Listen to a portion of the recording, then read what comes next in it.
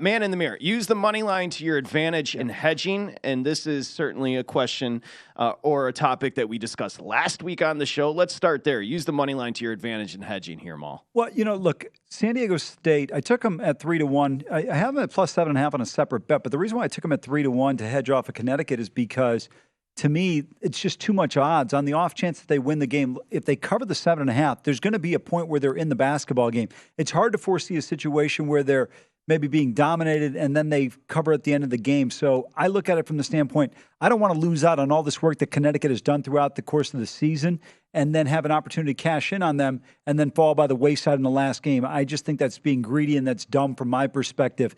So I took the Aztecs on the money line at 3-1. I thought it was a great price you could have gotten yesterday. It's come down a little bit to 290 now, but that's a big number, Patrick. And I'm not in the camp that believes this game is going to be a runaway in favor of Connecticut.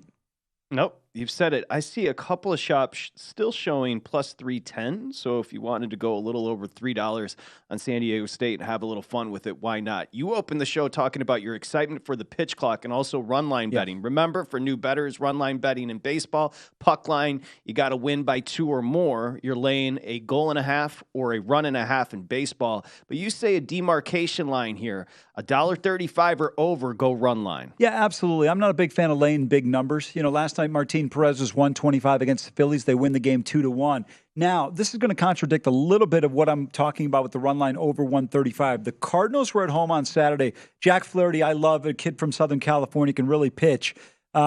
He was plus 115 against the Blue Jays. Day game in St. Louis, there's generally more runs scored in those situations. However, the Cardinals win the game in a lower scoring game, but they cover the run and a half. Patrick, the run line was plus 228 in that game. So if I believe the Cardinals are going to win, yes, there is a certain amount of risk I'm taking by laying the additional run, but I will take the plus extra $1.13 every time and take those situations, in my opinion, in certain matchups. I thought St. Louis would come back, play well, and they did. They win the game. They cover the run line, so that's something I would look at. When you start getting in the higher numbers, last night in hockey, Calgary was almost a minus $6 favorite against the Ducks. They were trailing in that game. They ended up winning 5-4. But you start laying these numbers, you don't lay a goal and a half, you don't lay the run line, it's going to crush you. Think about it if you're a unit bettor.